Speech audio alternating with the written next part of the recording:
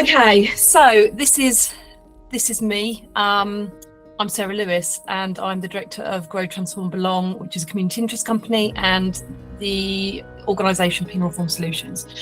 And the aim of the session really is just to kind of share my story and share my passion, and I guess a little bit about what I want to achieve in the future and what we want to achieve in the future in terms of us as a team. So this is me. This is me when I was dinky, and I just wanted to, I guess, start right at the beginning, because in some senses you could argue that maybe I was a bit of a victim of crime even before I was kind of born. And the reason I say that is that I was a classic non-conformist, even pre-birth. So I was breech, so I didn't want to come out head first. I wanted to come out feet first. I wanted to do something different. And with that, I was externally turned by a doctor who was pretty horrific to my mother. And my mum told him to stop, and ultimately he didn't. So as a result of that, I was diagnosed at about 9 months with something called hemiplegia. So hemiplegia took place as a result of a brain bleed, and it was traced when I was about 10, it was traced back through an MRI scan back to that turn, so back to that breach. So in some senses, I kind of grew up with a little bit of difficulty. I struggled walking up until about the age of 6. I had weekly physio. I had daily massages with my mum, which obviously has probably continued the passion for massages, which my husband now does for me in terms of my bad side, so my difficult side. So I've got slight paralysis along the whole side of my right side. So generally my hand and generally my feet. And the only time you'd really probably notice it is when I'm really tired. I start kind of limping a little bit and hunching forward and my posture goes. But yeah, struggled as a little kid, struggled with sports days, struggle with other things, like shaving my left armpit, for example. But as my feminism has taken over, I've stopped the need for that altogether, really. So yeah, it was a bit of a tough gig at the start. And I think the bit that really upset me about it was that my mum was actually put into a room. So once I got diagnosed with hemiplegia, she was put into a room with a bunch of, I guess, intelligent, smart men who kind of pretty much bullied her and said, "You're not going to be suing us, are you?" And she was alone and she was off guard, and she had me crying and my sister at her legs. So yeah, I guess injustice was kind of early doors for me, even before I knew that I was a prison reformer. But yeah, I guess that's when it kind of started. I then had a number of turning points along my life. So I met my husband at 16. Absolutely fell in love with him. At that time, I was quite heavily involved with the church. I wanted to be a pastor, so I wanted to be a minister, Baptist minister. I was playing music, so I played in a band, not like a cool band. I played the French horn in an orchestra, and we used to kind of travel internationally. And then I met Alistair, and it was a complete game changer. So I quit everything because I just wanted to be with him.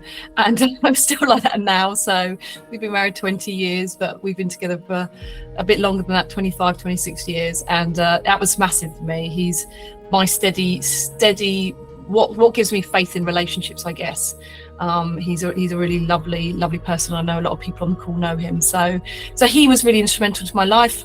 I then had a very early experience of psychiatric care when I went and worked in the summer. I was 17 and I worked as a healthcare assistant in Farnborough Psychiatric Hospital. So Justine on the call, we were born in the same hospital, and Farnborough Psychiatric Hospital was right next to the main hospital that me and Justine were born in. And yeah, it's horrific. I worked in the elderly unit, and not only kind of witnessed ECT, which is when they kind of chuck a load of electricity through elderly people that at that time didn't seem that they were consenting to that.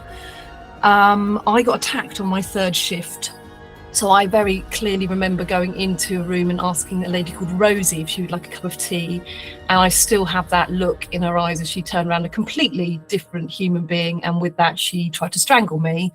It took 4 men to get her. She was a little lady. It took 4 men to get her off me. Once I managed to kind of pull my way up to call the alarm. So yeah, I always remember the nurse, just very matter of fact. I guess this kind of normalised culture that we're kind of living in prisons, maybe this normalised culture, like, brush yourself off. You need to get your Hep B jabs, because we haven't done those yet for you, because I was bleeding kind of throughout my kind of neck. we need to get your jabs for you, and then you can be back at work. I think it was a Thursday. You can be back on work Monday. So basically, I'll give you tomorrow to sort yourself out, and then back you go. And I did. I just did what she said, and I think that was a kind of turning point for me in terms of the literally maybe 4 days later. I remember Rosie had got a medication and settled back down, and she came in and she offered me a wine gum, and she was just a lovely, sweet old lady again. And I guess it said something about mental stability and how that can kind of transform people when people are mentally unwell, and the kind of people that I guess I didn't necessarily want to work within psychiatry, but certainly wanted to work a little bit more in terms of, I guess, secure units. So the next summer, I then went and worked at Cane Hill Forensic Unit. So that was for people that became mentally unwell, were in prison, then moved into that unit. And I remember there was a psychologist there who mentored me, absolutely fundamentally important in my life. And he said, I'm not going to tell you anything about any of these men. I just want you to build relationships with them. And I remember at the end of the placement, he put me in a room and he gave me all the files. And he said, read them, read the relationships that you've built and who you built them with. And I got on really well with this old boy. Again, I love an old boy and I love an old story. And then with that, he was probably the most dangerous man on the unit. And I saw this big black burly guy, having not grown up with any diversity in my school at all. He terrified me, and he was, essentially one of the least risky people there. So a massive lesson for me in terms of being aware of my biases maybe, or being aware of difference and what impact that has on my judgment. But also the importance of building relationships and seeing people, I guess, was early seeds were planted then. I then moved, it all sounds a bit sad, but I then moved to university. I really struggled at university, and I remember the open days. I didn't get to go to the open day at Reading University because the open day I went to the day before for Brunel, I was a man. I was on the tube, and there was a man, and he basically exposed himself and started masturbating. And I was the only one on the tube. Who knows? When does that ever happen? When you're the only one on the tube? And I got really kind of scared. The lights were all going weird, and I just remembered running off the tube and this guy following me. And I got to the security guard and just said, "There's a man, oh, he's doing this to me, I don't know what to do." And he's like, "Well, what do you want me to do about love?" That real kind of like, this is what we have every day. And again, this was a suited, clearly very well paid, middle class man, which once again kind of made me think, there's maybe some kind of thing going on here with some of the injustice that I kind of feel in terms of, I guess, experiencing crime, maybe with people that you wouldn't maybe expect, I guess, in that sense. So I didn't get to go to the University of Reading open day, and I went there and I struggled to make friends. I lived with a lady who was prolific self-harmer, and at that stage was a real rescuer, just wanted to rescue people and kind of didn't have very good boundaries. I'm sure the team are just thinking, well, yeah, you've really got very good boundaries now. But I really, really struggled at uni. But I left university, still just saw Alistair all the time, and then went to do my master's. And in my first day of my second year of my master's, I found out I was pregnant, hence the picture on the left. So my last lecture, this was the morning of my last lecture, absolutely massive, as big as a house. And I was working at Holloway Prison, so I was doing some research there. And I just remember kind of going in there with a bowl of fruit, because I was just eating constantly and just having all these noises around me and all these alarms. I'm working in the kind of young women's unit there, which was just really, really hectic and really kind of really unsafe, I guess. Looking back on it, it was one of the worst prisons I've ever been in, and I've been in a lot of prisons. And just kind of thinking, this place feels traumatic, and particularly as a pregnant woman and working alongside, that time a young girl who was 17 and pregnant, same as me. Just the parallels between her and me, I just, it taught me a lot, that, I guess, that experience. So I then moved on to residential work. I spent 5 years working in the foyer, so working with homeless young people. A vivid memory of mine was this guy on his 16th birthday, literally on his birthday, getting kicked out. He had a little prefect badge and his little school uniform, coming to foyer and saying, "My mum doesn't want me to live with me anymore." I just remember us buying him a birthday cake and singing happy birthday to him, and it was just so sad. You just think, looking back on that now with a 15-year-old son, it was a tough gig, but I got on very well with people and I really enjoyed the work, and I did a lot of stuff around life skills. So I guess that was the beginning of me trying to build strength and confidence in people. And then Winchester happened. So I saw a job working in Winchester Prison within probation, doing risk assessments. And with that was just like, yes, that's what I want to do. So went for a job, would never have got it nowadays. Maybe I would have, actually, thinking about it, as we don't need interviews anymore to join prisons. I went in there and I was pretty much ripped apart by the staff. It was chaotic and pretty violent at the time, and the staff just ate me alive, mainly operational staff. I was young, so I was 23, and I was young and I was naive and I didn't know anything. So yeah, I remember many humiliations, many comments, and I kind of left there thinking, one day I'm going to go back to prisons and I'm going to make them better places. But it was instrumental for me and it was really, really difficult.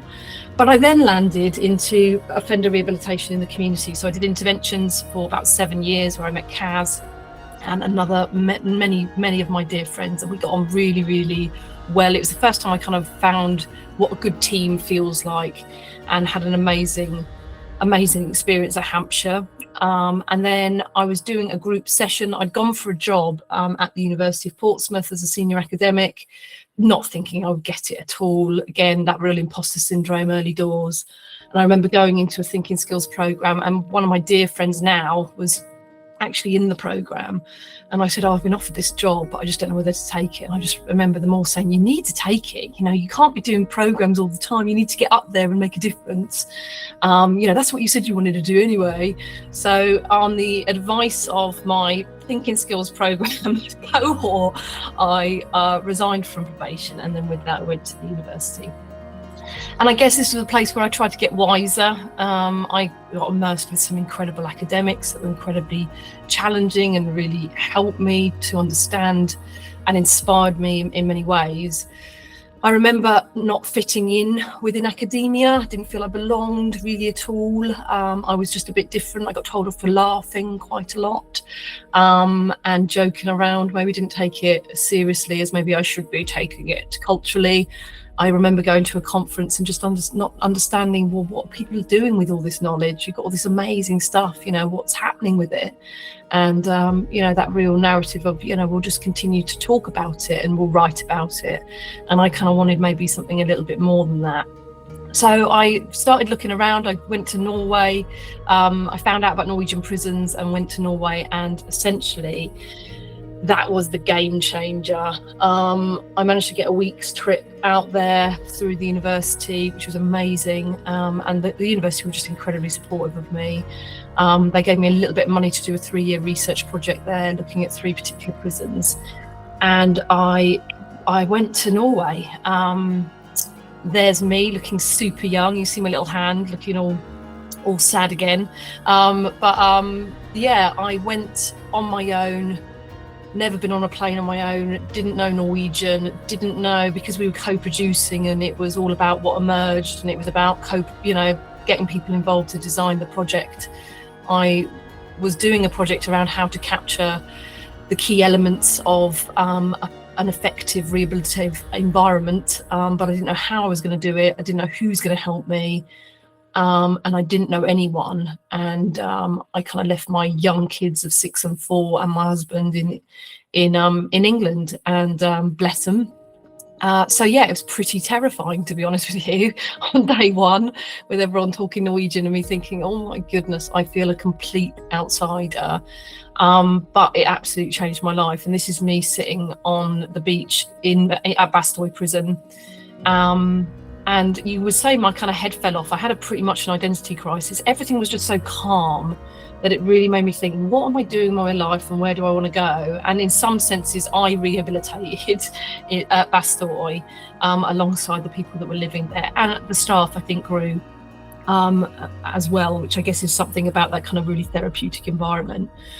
So just to pause that for a minute. So I met this guy in the middle, Jan Erik. He was my researcher. We got on really, really well. And this picture on the far left, on the bottom, is by Silvieva, her name was. And I remember we had to capture a picture, and then with that underneath it say, why did it support someone's growth? And she said, well, I want to hug a prisoner. And I was like, what? No way you hugging a prisoner. That is definitely like, no way. You know, they're offenders. And I was just looking through this risk lens of probation and thinking, there's no way you should do that. And I said, well, who are you going to hug? And she said, I'm going to hug anyone. And I was just like, oh my God, like, this is horrific. So with that, we walked out, and it had been snowing, as you could see. And she came across a guy called Karim. He's the guy on the left who I got on very, very well with. He worked in the library. And she said, can I hug you, Karim? And he said, of course you can hug me. And with that, they gave each other a big bear hug. And it was the first time she just said, people need to know that they're liked. And she said, and that's why I hug them. She said, but I'm a hugger, and it's about me being authentic and me being who I am. So with that, I just became me. I didn't become this kind of risk managing assessor. I just became me during Bastoy. So as you can see there, hugging Jan Erik, and I would just tell people that I loved them, which is obviously something that a lot of you guys know about me. So I wasn't able to say goodbye to Jan Erik on the last day of the visit, but he created a little video for me on the camera that he was handing back to me, because he had one of the cameras that he was doing the research with. And this was the little message he left me. So I thought I'd share it with you, because it's lovely. Hello, Sarah. I wish you good luck with your project. And it has been nice to get to know you. And I wish you a good journey back to England. I love you. So I left Bastoy, and then I went to another prison called Sandaker. And Sandaker was the most trusting environment I've ever been in. It was just lovely. It was small. It was perfect, really, in terms of how I kind of think we should respond to crime, I guess. And then the picture on the left I just wanted to share with you. So the guy in the yellow was a residing resident, so essentially a prisoner, you could argue. The guy on the behind in the tandem was a one-legged blind prison officer, you could call, but he wasn't called that. He was just called Philip. And they would cycle around town together every week, and he loved it. He loved cycling, and you know, the guy on the front was just like, you know, I am his eyes. And he said he's a nightmare going down the hills because he cycles really fast. But I guess it was just so symbolic, you know, like I kind of thought, you know, they weren't symbolizing trust. That wasn't the intention. It wasn't like a smart decision in that sense. It was just them, you know, behaving in a very kind of normal way. And but for me, it was about how can we start to, you know, through gestures like this, how can we symbolize, I guess, culture?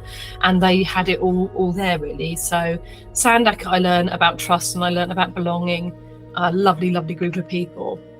I then went to the last prison. It was a high security prison, and these are just some of the pictures from it. So the one on the top left was taken by a prison officer who said, sometimes just getting a smile from a prisoner kind of makes my day. So again, me learning about the small things in life being really important.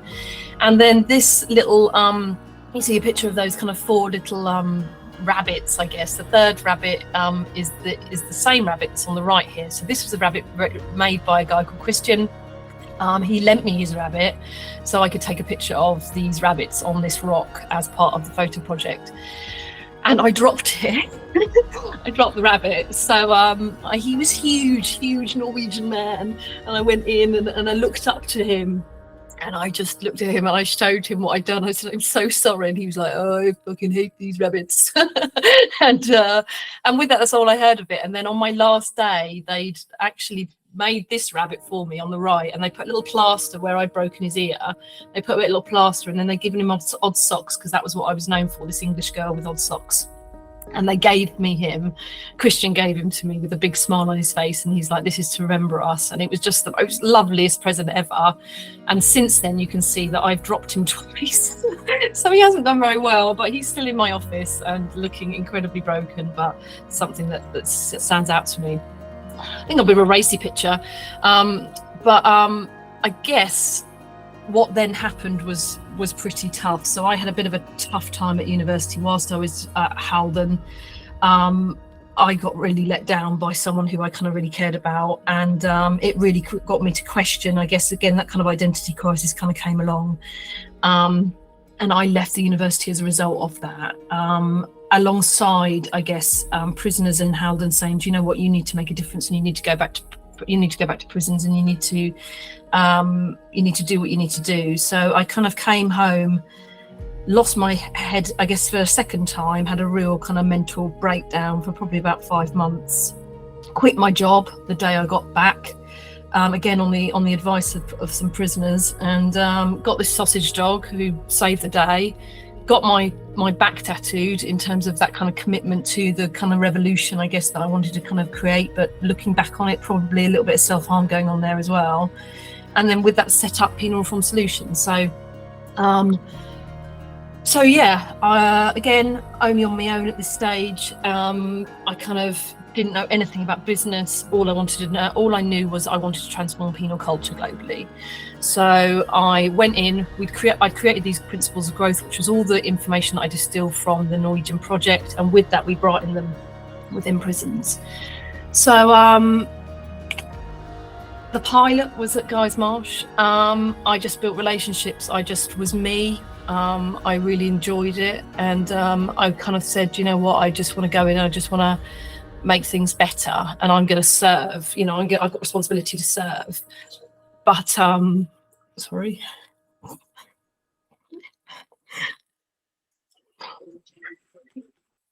I've done really well to get this far, to be honest, but I didn't realise I'd get help, and loads of people helped me. They were mainly prisoners. So this is a picture of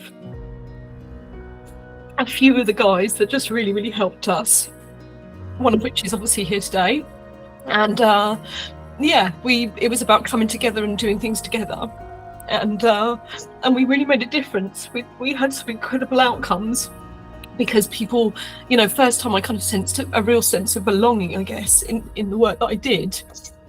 And it was just incredible. It was incredible to see people grow. It was incredible to see people laugh and connect and have the same kind of mission that I kind of had, really.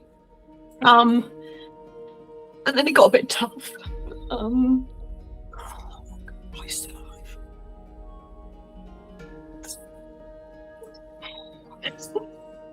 So one of our dear friends, he was in the prison, and he would just paint everything. He was a lovely guy. His name was Dan. He's there on the right. He was just a real creative and wanted to work with us. And he got out, and he really struggled to settle down in the community. He got let down, I think, by probation a little bit. And I lost touch with him. He just started to become really, really distant. And he took his life about 5 months after release. And one of the reasons why we're really looking at doing some of our supported housing stuff. But we also talked about, I guess he taught us that when things go bad, we have to come together and we have to talk things through. So it's not just about celebrating the good and celebrating success. It's also about celebrating what we can learn, and celebrating people, and celebrating, I guess, when we lose something, talking that through. So we had a loss exhibition, which was really emotive, and we had a memorial session, which again was really emotive. But it was just a way in which we don't hide away from all the pain of prisons, I think, which we do sometimes. We just kind of go into automatic pilot and we scoop everyone up and the crisis is managed. But I guess growth is more about that. It's more about reflecting on what's kind of going on. That's just my dog in the background going bonkers.